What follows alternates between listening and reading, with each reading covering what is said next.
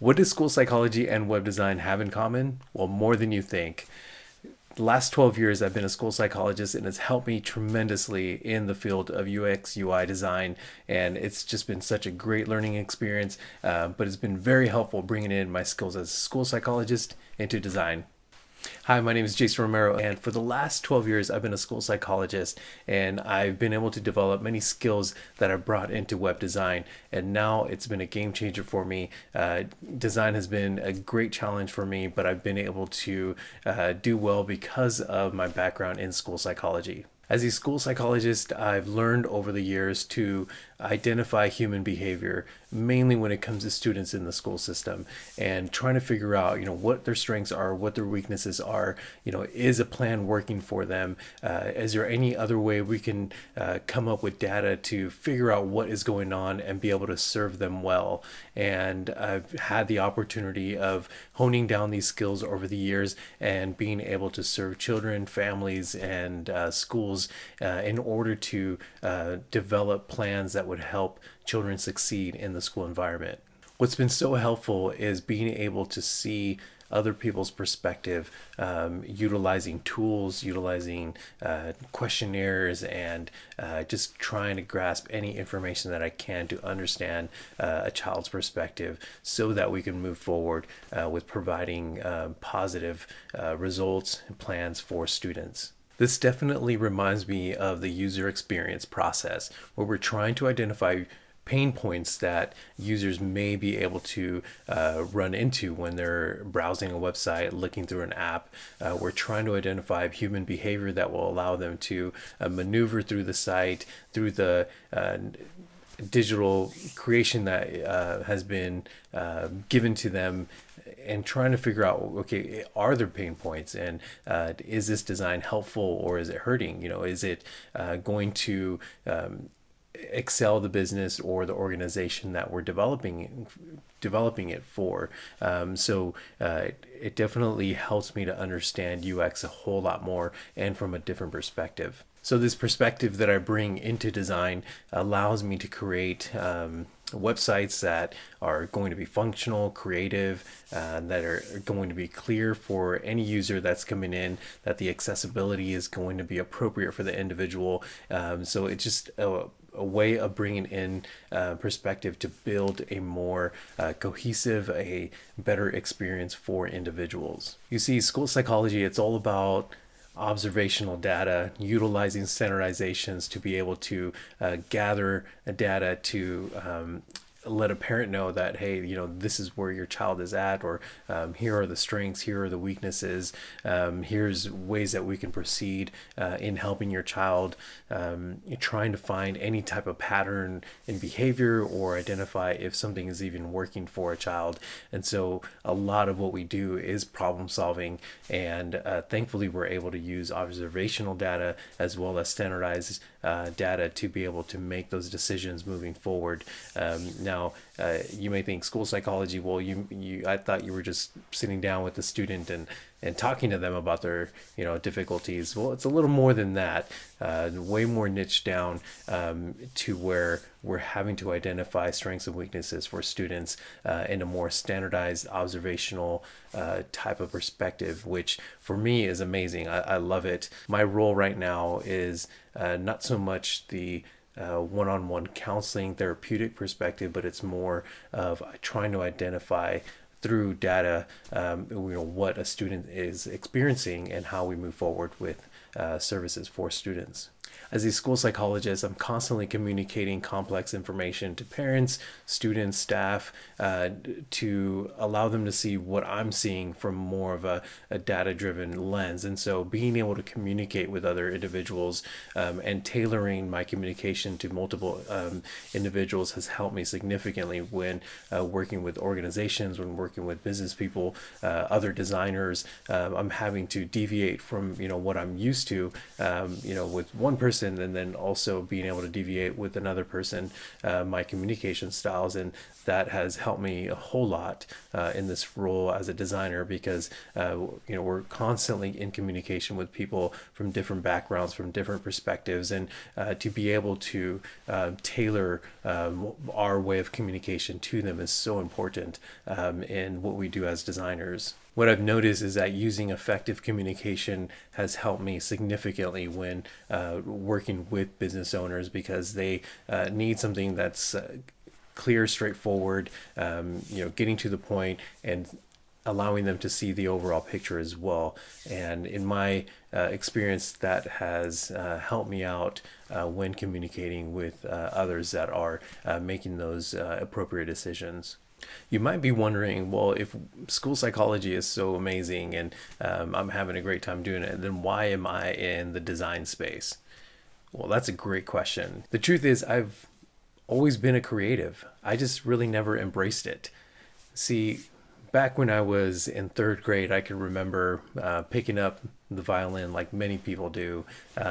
In fourth grade, I picked up the trombone and I enjoyed it. However, I did go on to play the drums in fifth grade, and I remember practicing on a drum pad, just like many of us have done. But there was something about the drums that stuck to me, and so I enjoyed playing drums. So every single grade after that, I was always behind the snare drum or the bass drum, or doing something in the percussion realm.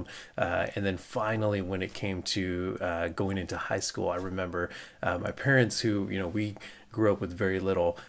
I remember them taking me to a pawn shop, me and my siblings, and they ended up buying me a drum set. Now, this was a very humble beginning, and so I remember it just being the drums, just the toms, the floor tom, the snare drum, and a bass, and that was it. That was my drum set, but I didn't care. I just loved it. I embraced it. I remembered every single CD that I can get a hold of, and I didn't care if I didn't have cymbals. I played the drums, and ever since I was 14, I've been behind the drum set. And so I've maybe taken 2 to 3 years off just because of life, but I've always been in the realm of creating music. I just never really embraced it, which was unfortunate throughout all these years. And so I ended up going more of the traditional, you go to get your bachelor's degree, you go to graduate school, and then you land your career and you move forward in that way, which has been a huge blessing to me. I just never really embraced my creative side. And for me as a drummer, and being a part of, Sunday morning worship sessions, or playing with musicians outside of church, it's just been such a great opportunity for me, and it's been something that I've loved for many years, and it's put me in places where I've been able to learn from incredible musicians, talented, that have pushed me to get better at my craft. And so throughout all these years being in the creative space, I'm finally joining it in a very different perspective, in a different way, and I'm loving every single moment of it. However, I did find design in a very interesting, difficult way. You see, a couple years ago, I decided that I wanted to be a licensed educational psychologist, meaning I wanted to take psychology from the school setting and apply it to my own private practice, and which meant, I had to study for this exam and get my license and open up a business and do all that, because I thought, how can I level up for my family? And for me, it was a way of being able to provide the most that I can for my family financially. And so I thought that was a great route. However, I had to pass that exam.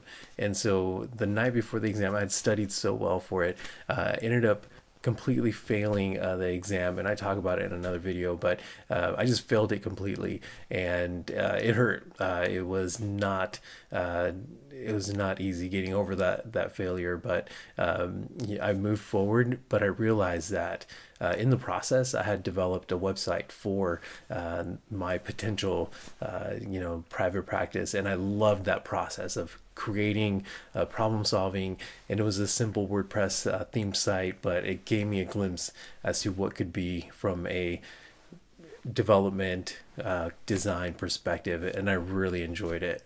I've met so many amazing people in this journey that have challenged me and encouraged me, and it's just been super fun to just get to learn from others. And what I'm learning now is that design is a marathon. You know, there's always going to be someone way better than me, and that I'm okay with that because I get to learn from them, and I get to just enjoy the process. And so it's incredibly humbling for me to be in a fairly new space at this point, but to be challenged in a different way has just been super fun. And so it's just been great to see many designers out there that I enjoy looking up to, and it's just been great, man. So what I've learned from my journey going into school psychology to web design is that skills are transferable from one domain to the other. And it's important for us to consider that, because you may find yourself in a place where you want to pivot, where you want to,